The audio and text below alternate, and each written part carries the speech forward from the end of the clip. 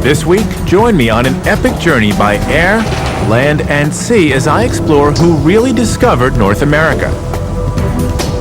I'm going to follow the legend of two Viking explorers, Eric the Red and Leif the Lucky. Could these pioneering navigators have made it all the way across the Atlantic 500 years before Columbus? To find out, I'll sail a Viking ship in Denmark, explore ruins in Iceland, walk on the icebergs of Greenland, and ultimately set foot on the shores of the New World. We're digging for the truth, and we're going to extremes to do it. At any second, this thing could flip and throw me in the water. Come get me, guys.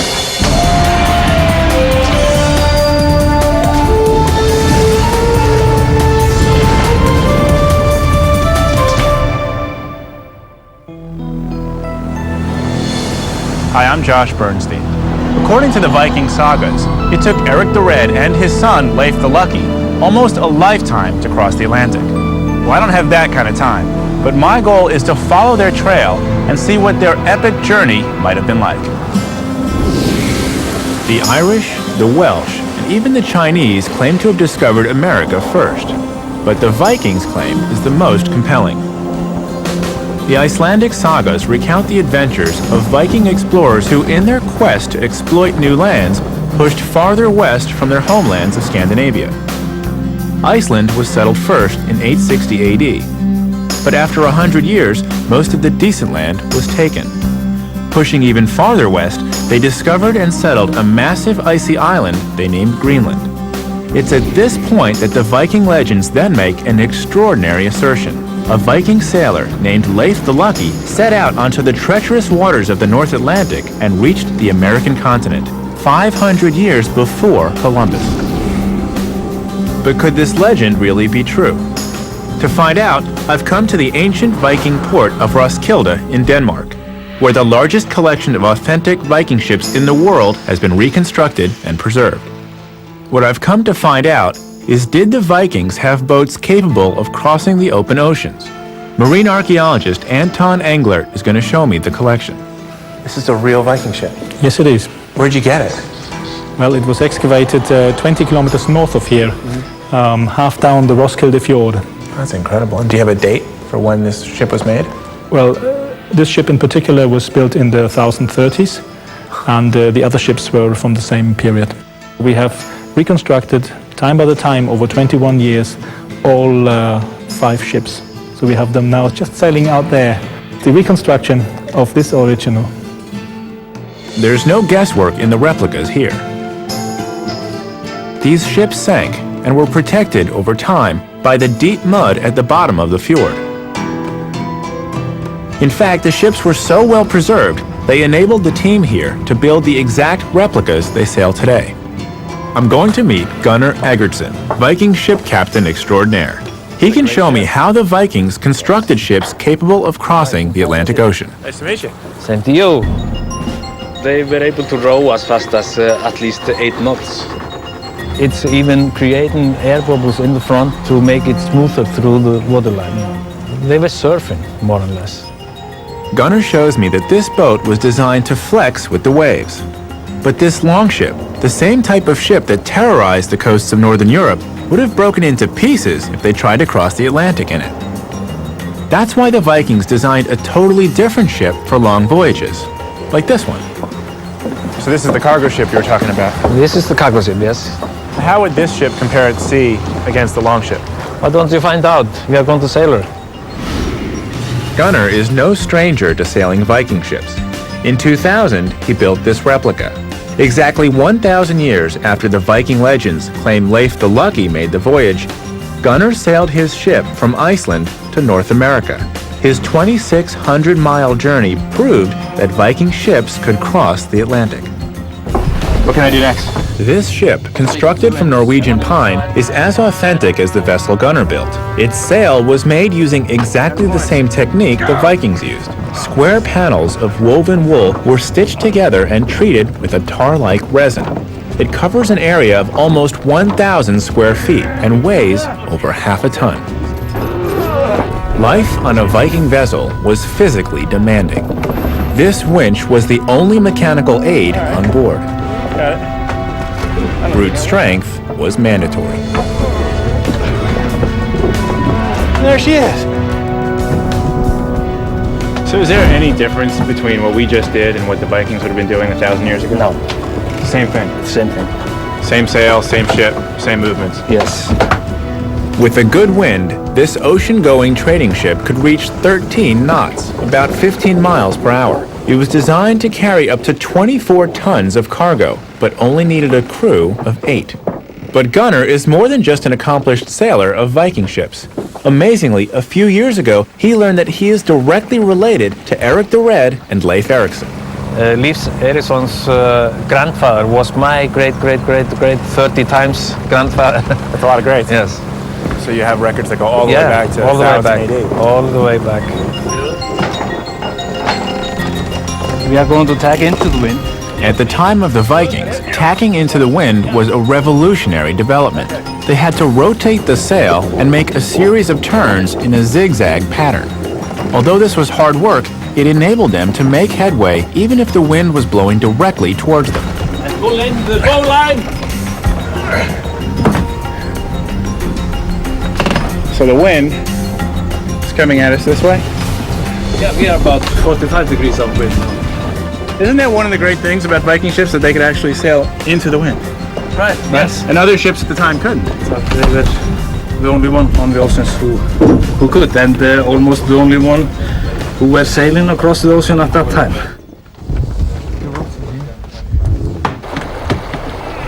Good. Oh, we're turning. Yeah, moving. turning. 27 tons moving, turning. You're turning 27 tons now. like the way that feels. Viking ships were more than capable of sailing the open ocean. Still, it took more than simple courage to leave home and set off into the unknown. They must have had some real motivation. These ships offered little protection from the fierce Atlantic weather.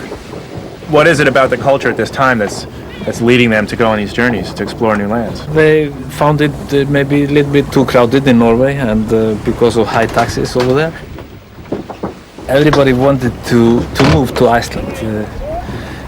During 60 years, there were 30,000 people in Iceland who moved by Viking ships. 30,000? 30,000 people. Went on ships like this? Yes. We don't know how many ships made the voyage from Scandinavia to Iceland, but to transport 30,000 people, there must have been dozens of vessels making the journey. The Vikings tried to stay within sight of land, but to cross the Atlantic, they had to leave the safety of the shores and maintain a bearing across miles of open sea. Gunnar tells me that the magnetic compass wasn't introduced into Europe for another 200 years. So how did they do it? I put the question to Gunnar. How would the Vikings navigate if they were going to areas that they didn't know? They were using the whole environment, you know, birds, whales, clouds, currents, wind, stars, moon. Gunnar's talking from experience. He made his own crossing of the Atlantic without modern gear, relying instead on clues from the environment, like the direction of the prevailing winds, the presence of whales and seabirds, and even the type of seaweed floating on the surface. Some people even believe the Vikings understood the relationship between the sun and latitude. This wooden disc, excavated from a Viking site in Greenland, may be a sun compass, an instrument that would have been used to indicate if a vessel is holding its course. Sun compass or not, with a good wind, a Viking captain could sail the 600 miles to Iceland in 4 or 5 days. What about Erik the Red, your great-great-great-great-great-great-grandfather? Why did he leave Norway? He was sort of a gangster, you know. He was almost thrown out of Norway. He had to leave. A gangster? Sounds like Erik the Red had no choice but to get out of town. So from here, if I want to follow his trail, which is my goal, Yeah, I'm going to Iceland. it would be Iceland, yes. Okay. I can manage. I finally got this thing figured out. Shouldn't take us long. In 960 AD, Erik the Red set out into the North Atlantic, heading for Iceland. And that's where I'm going next, to find Erik's longhouse in the wilds of northwest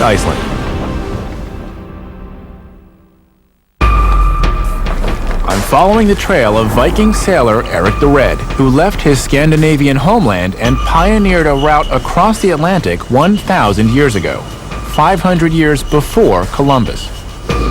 In Denmark, I sailed a real Viking ship, and I learned that the Vikings had the technology to build ships capable of crossing thousands of miles of ocean. I also learned of a Viking sailor whose red hair matched his temper, Erik the Red. Outlawed from his homeland in 982 AD, he then set sail for a new life in Iceland, and that's where I've come to pick up his trail. Iceland is a large island, about the size of Kentucky, but much of the interior is uninhabitable. Most people, even today, still live on the coast. The story of Erik's life and times is captured in the Icelandic sagas, a unique and prized collection of oral histories. They can tell us a lot about the people who settled here 1,200 years ago. I'm going to meet an expert on the sagas at the very place they say Erik lived, 120 miles north of the capital, Reykjavik. But is it possible that a 1,000-year-old oral history could be that geographically accurate? Well, according to my map, this is Erik's farm where Erik the Red lived. It's exciting though. This is my first Viking longhouse. Gisli Sigurdsson from the University of Iceland has spent his entire career studying the Icelandic sagas. This is a great space. Welcome to Erik the Red's farm. Thank you. Is it okay if I Please explore?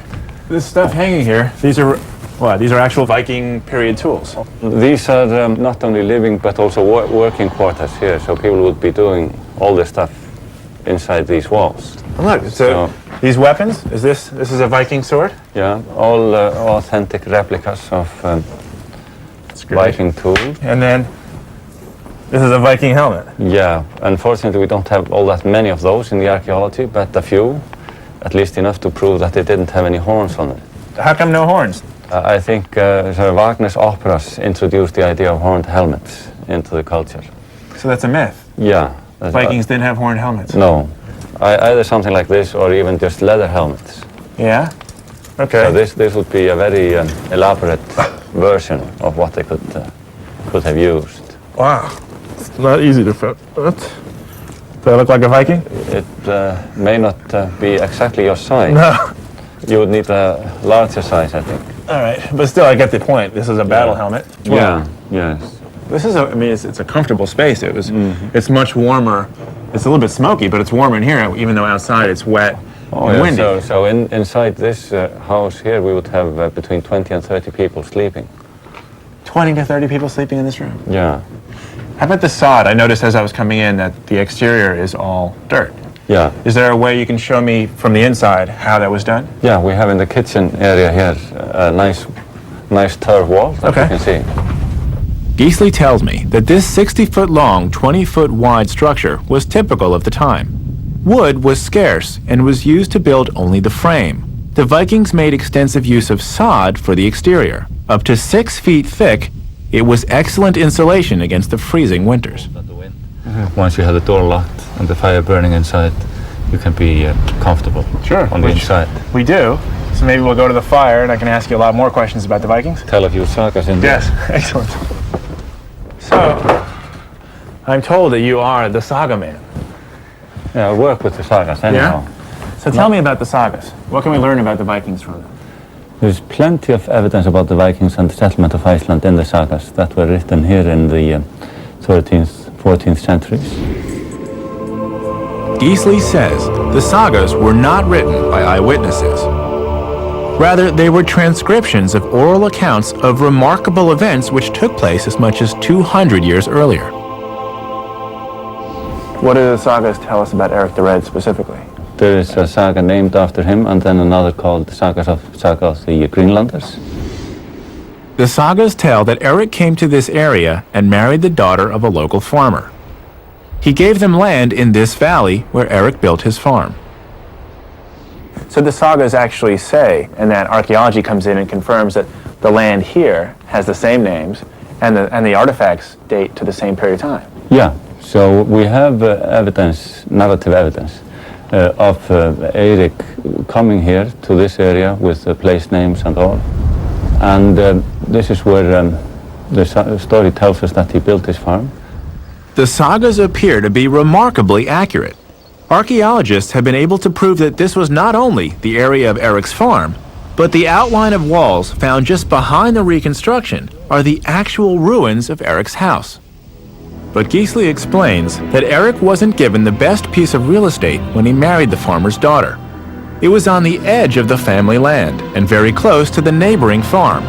Erik wasn't here long before he was on the losing end of a violent land dispute.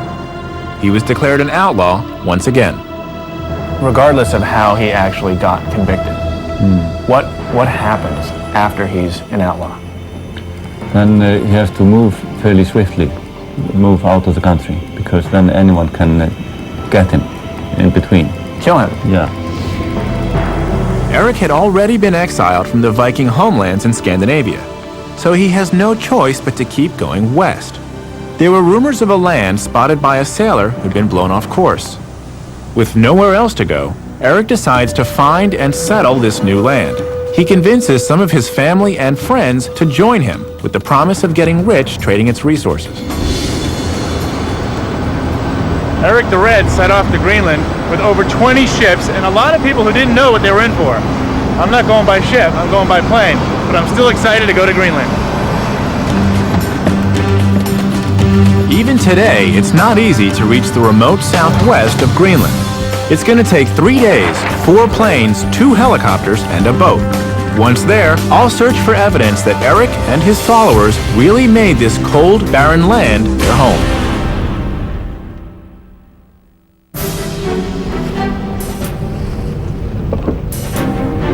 I'm following the trail of Viking sailor Erik the Red, a man who seemed to have a knack for getting himself thrown out of town. In 985 AD, under penalty of death, he left his home in Iceland and set off to found a new colony on the huge icy land to the west, Greenland. Today, even with airplanes, getting to southern Greenland isn't much easier. The first step is a 3-hour flight to Kulusuk on the eastern side of the country. From the relative warmth and safety of the plane, I can't help but notice a very cold-looking sea filled with icebergs below. Erik's journey must have been treacherous, requiring a mixture of determination, skill, and luck. Only 14 of the 25 ships that left with Erik made it. The rest either turned back or were lost at sea. As I approach Greenland, I'm really excited. It's one of those places you never think you'll actually visit.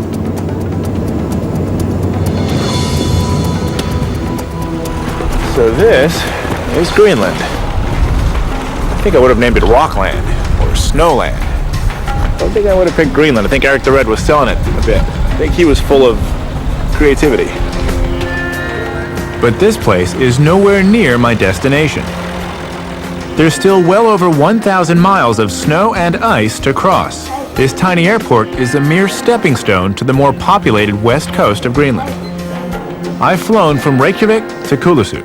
Now my goal is to fly, skirting the Arctic Circle, to Nuuk, the capital. Then I'll catch another plane to where Erik the Red settled in the south. But wait, there's more. A lot more. Greenland is huge. It's over 860,000 square miles. That's more than 3 times the size of Texas. And all this land is inhabited by only 55,000 people. But it's down here where the Vikings settled. Why is what I'm going to find out when I get there. As soon as we take off, we're over the glacier and ice fields which cover the majority of this huge island. If all the ice here melted, sea levels worldwide would rise almost 20 feet. After another 3 hours, ice gives way to rock, and I reach Nuuk, the capital. After a brief stopover, it's onto an even smaller plane to the south. But now I have company. And I'm now checking in for the flight to Sarswak. And the expert joining me for this leg, Carolina Paulson. And we're heading down there to look at Erik the Red's settlement. Carolina moved here from Denmark to study the Viking settlements, and she's going to be my guide in Greenland. We've got this tiny plane to ourselves for our flight down south. From Nuuk, we're flying 400 miles to Narsarsuaq, the area Erik chose to settle. As we approach our destination, Carolina points out that the area we're flying over is called Eriksfjord. This is the land that Erik and his followers first settled in Greenland. You see, it's so much greener here. The land looks a lot more fertile. So Greenland is green. Yeah, can be. That was great. Oh, look, we went from the big plane to get to Nuuk, and now the little tiny plane to get here. And then to a helicopter. No, really? Yeah? To Krakodok. Well, why not? One more to go. Oh, it's not just a helicopter, it's just the course key. We're almost there. Only one more helicopter to go. But the journey has been worth it. The landscape is amazing. But even today, this is a challenging place to live. There are no roads or railways. The only way to get between most of the isolated settlements is to fly. We're finally getting close.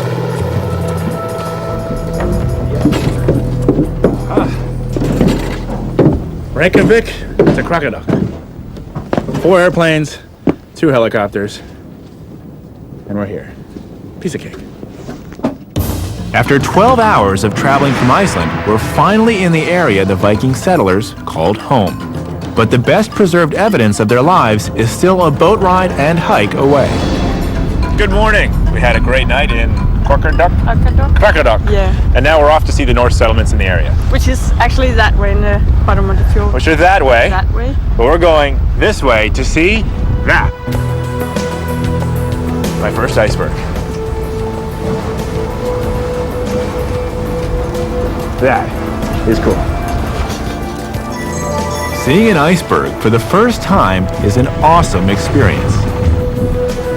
The beauty of the deep blue ice has to be seen to be believed.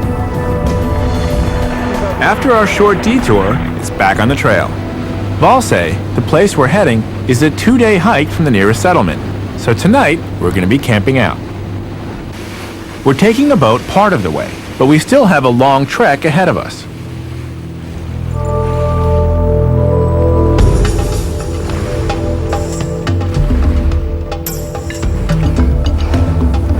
Look at that. A piece of driftwood. The fact that wood is on an island that has so many trees, that's significant, right? Yeah, it would be from Siberia, Canada, North America, Europe, somewhere. And would, if the Norse settlers found something like this, they would use it to build? They would use it. What about these crazy bugs? Were they here 1,000 years ago? Probably, yeah. Really? When it's not windy. Yeah. That's cool. When it's warm. Yeah. Let me help you out there.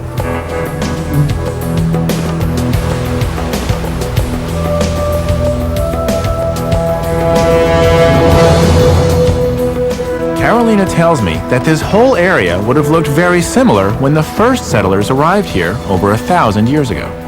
This is sort of the central place of the eastern settlement. It's a rather large settlement there, and you can actually see the home, the buildings. So Let's get to it. That's Although this land is green and lush, there was still not that much flat land to raise the animals they brought from Iceland. They had to select their site carefully. this. So that's it out there. The flatland, there. Where that ridge comes down to the fjord. It's perfect for farming down there. I had a preference of living in Iceland. It takes us another 3 hours to get down to the ruins. As we walk, Carolina tells me that there are Viking sites scattered throughout this area, but the place she's taking me to is the latest and best preserved. She's involved in ongoing archaeological work to learn more about their lives here and why they mysteriously disappeared. So these are the rooms here. Yep. What was each room used for? That's different purposes. Like one for sleeping, one for cooking. But this was all one family. Yes. It's a big place. It's a very big place. this site and several others have been excavated, and we have a fairly good idea about the settlers' lives. They had cattle for dairy products and sheep for wool.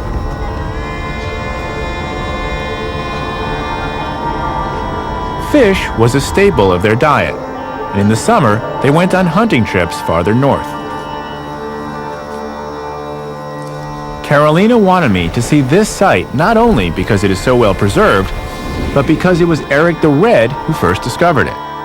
Ultimately, he chose to live somewhere else, and he gave this land to his cousin. That hole up there, that indicates that this place was rather important. Only 3 farms in Greenland has a hole like that. So it definitely indicates that this person here was Rich. Yeah. And so there's a church over there. Valsø Church is one of the best preserved Viking buildings anywhere. It was built when Christian missionaries came to Greenland from Scandinavia in the 12th century, 200 years after Erik and the first settlers arrived. Great stonework. Yep. You see, the inside of the church, it's not as smooth as the outside. Looks better out here, huh? Yeah, it's better outside. Well, it actually is. Yeah. So they didn't have to have as good craftsmanship in here. Okay. That over there, the altar would have been under that window. Mm-hmm. You see the window with the arch in it. Sort of really copies the European style.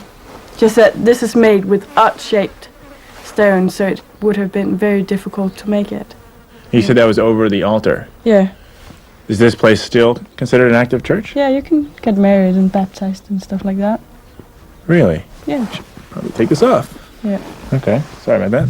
Carolina tells me that the last record of a Viking event on Greenland was a wedding in this very church in 1408, just before the colonists mysteriously disappeared.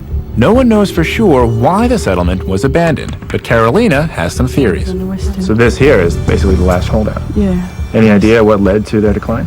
Climate changes, difficulties to import things, no boats coming here from Europe, and nothing to trade with. But going back to Erik the Red and the time I'm focusing on, from here, Erik, who had scouted all this land, he actually picked an even more beautiful place. Yeah, he did. Right, well, that's where we're gonna go? Yep. After we go have dinner and sleep here for the night? Yeah. Okay. Let's do that. Let's do it.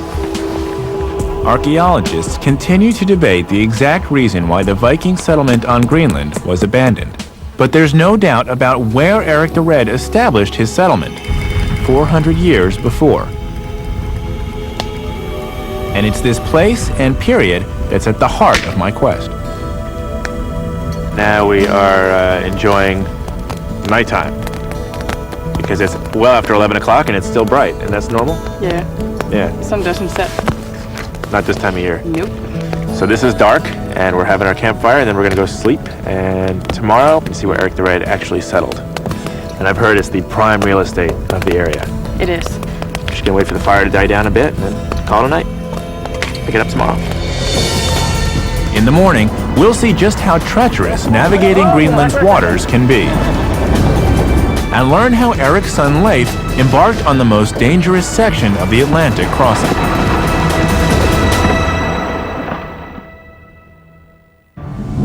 I'm on an adventure across the Atlantic in the wake of the most famous Viking explorer, Erik the Red. So far, I've learned how Erik sailed the Atlantic from mainland Europe to Iceland. He was soon banished from there and became the first person to explore and settle the enormous icy expanse of Greenland. I've now traveled across the whole country and seen that the land which greeted the first settlers is just as magnificent today as it was then. I've also seen how developed the Viking settlement of Greenland became. Archaeologists believe the total population reached over 2,000 people. Initially, the weather was warm enough for farming, but experts believe that progressively colder temperatures contributed to the eventual disappearance of the colony from Greenland.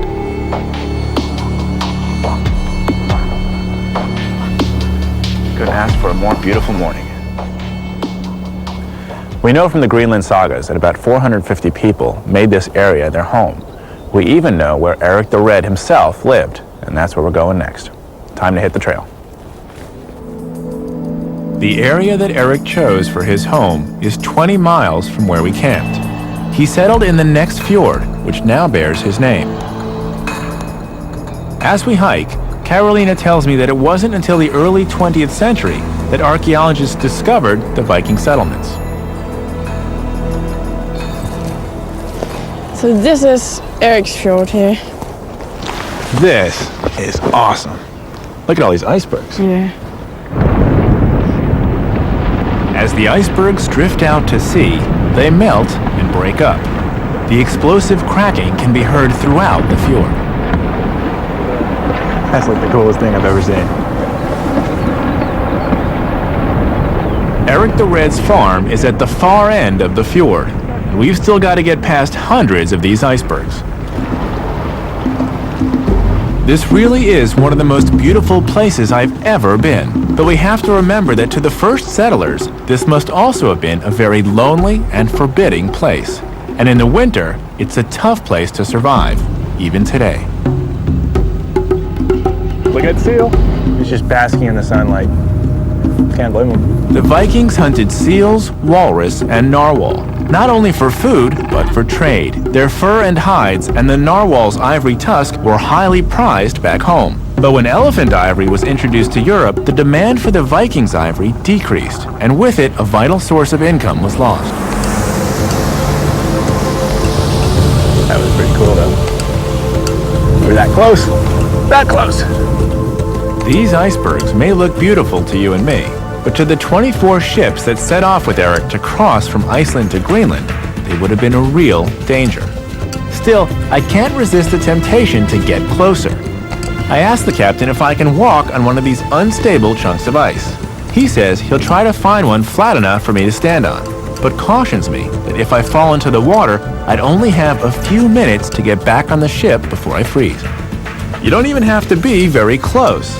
Icebergs can implode or capsize at any time, sending huge blocks of ice flying.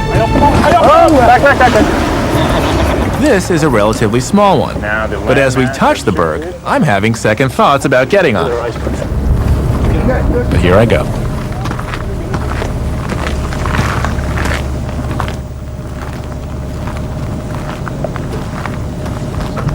Seven-eighths of the iceberg's mass is below the waterline. At any second, this thing could flip and throw me in the water. Come get me, guys, because it's out of bounds. Not what I want to hear. Come on. Okay, enough of this iceberg stuff. Alrighty.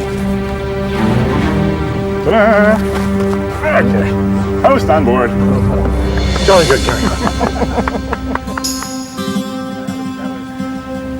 You know when you get like so worked up you can't even talk right? It's kind of like that. It was a brief but worthwhile experience. It's taken me 3 days and half a dozen flights to get here from Iceland.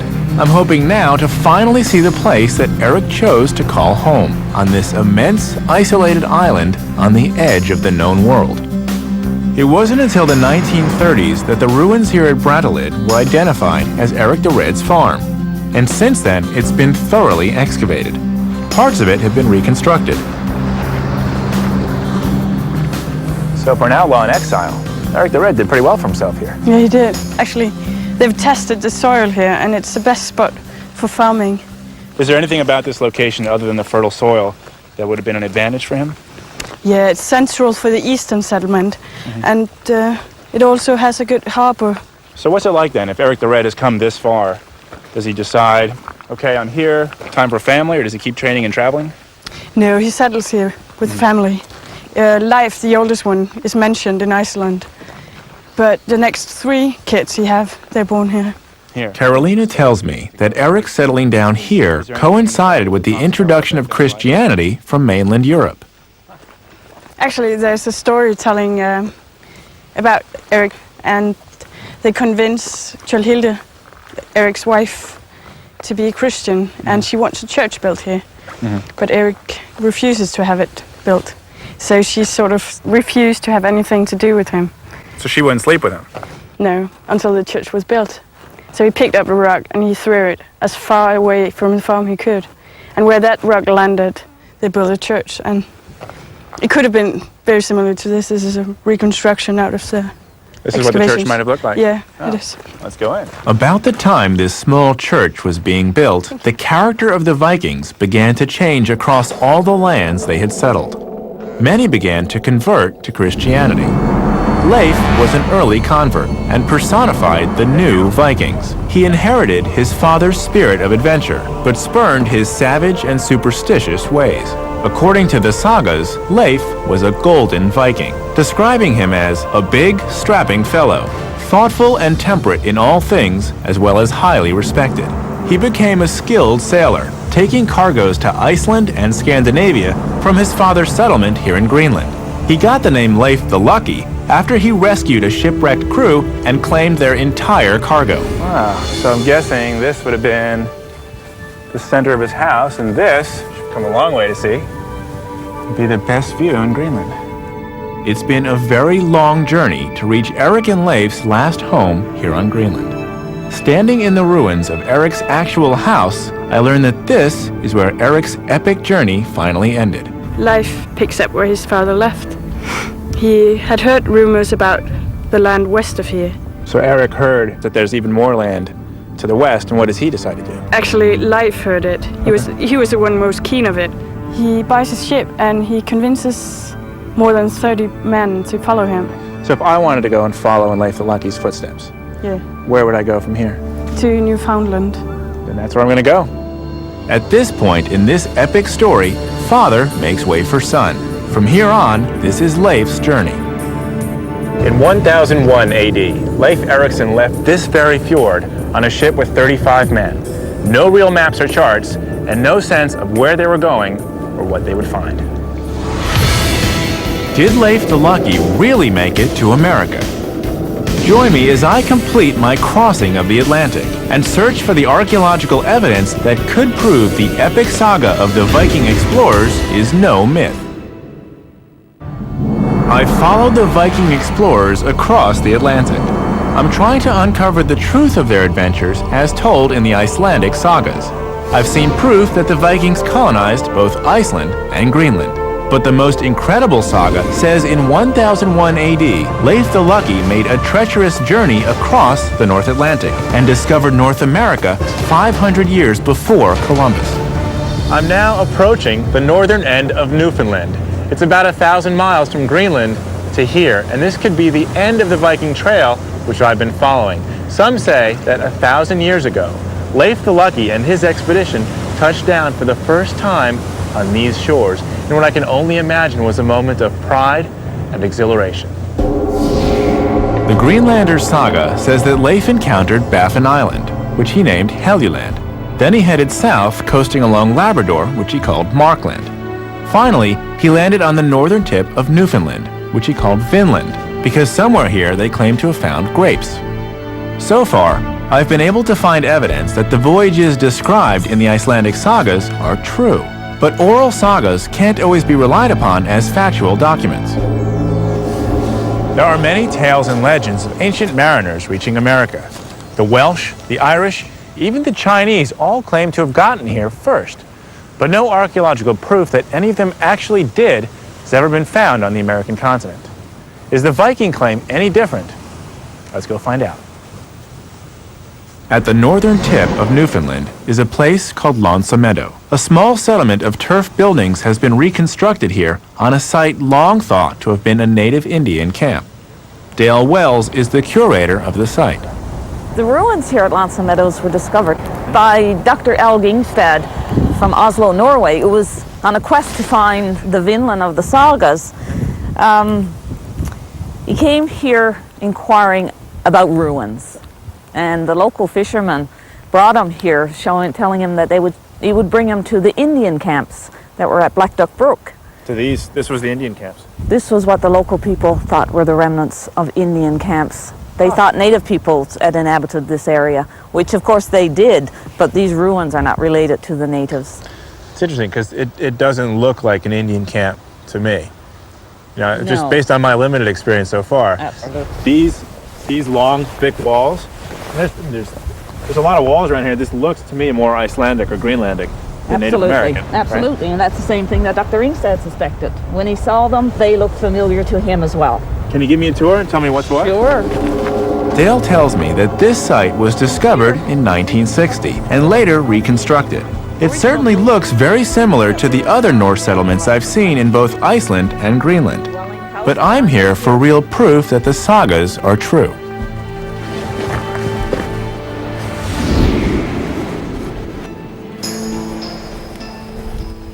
From the archaeological evidence, the carbon-14 datings that have been done on the materials that were taken from this site, it dates back approximately 1,000 years. So this would be, according to the sagas, the same time that Leif the Lucky is actually coming here. That's right. According to the sagas, the Vinland voyages would have began about the year 998, year 1000, in that vicinity. And this site does date back to approximately the same period. What kind of evidence is being dated? A lot of the wooden artifacts that were retrieved from the site, materials dealing with ship repair, charcoal that was used in the production of iron here. So they actually had iron here? It's the first place in North America that any ironworks are known to have taken place.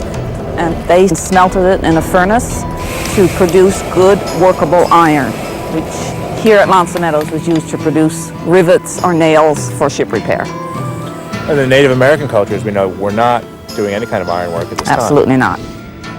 So No. this again speaks to the relationship between this place and other Norse villages. That's right. That's okay, right. so the dimensions of this space, the fact that there's iron here, both say Norse. What else? There were a number of artifacts found here that relate directly to the Norse culture. For example, they found a bronze ringleted pin, which was used as a cloak pin to hold a cloak over the shoulder.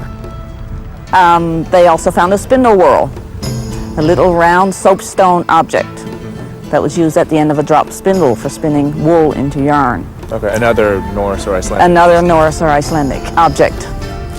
But it wasn't until after the archaeological work was completed, of course, the evidence was there. The archaeological evidence proves that Vikings lived here at the very northeast of the American continent, now part of Canada. But did they explore farther south in what's now the United States? Archaeologists have looked for other Viking settlements and found nothing. The proof that they explored farther south came from an amazing piece of archaeological detective work. The butternut tree grows in the northern United States and southern Canada. It's never grown as far north as the Viking camp at L'Anse Meadows. We found butternuts on the archaeological site, on the Norris layer. And these don't grow around here? No, They never have. they never have. So someone went a long ways to gather this, and then somehow it fell. Archaeologists are convinced that these butternuts were brought here by the Vikings. They were excavated from the same level as the Viking ruins, and there's no evidence that the Vikings were trading with the natives at the time. So if this is their base camp and they're using this spot to explore the region, how far are they traveling? Well, they went well into the Gulf of St. Lawrence region, at least as far south as New Brunswick. The butternut proves that they explored well into southern Canada, and probably into the northern United States. We also know from the archaeology that the Vikings stayed here for only 2 or 3 years. But why? The materials that they were taking back with them to Greenland was already available to them through trade routes with Europe. This is a long way for them to go. So it may not have been worth their effort to continue to come here. The Vikings certainly had the technology and the courage to reach North America. But 1,000 years ago, it seemed to them that there was nothing here which they couldn't get at home. And so they left. Any sign that they were ever here soon disappeared for almost 1,000 years. In fact, if Eric the Red and Leif the Lucky's tales had not been recorded in the Viking sagas, archaeologists would have never known to look for them on the American continent. But today, the evidence is undeniable. A Viking ship explored the coastline of North America 500 years before Christopher Columbus.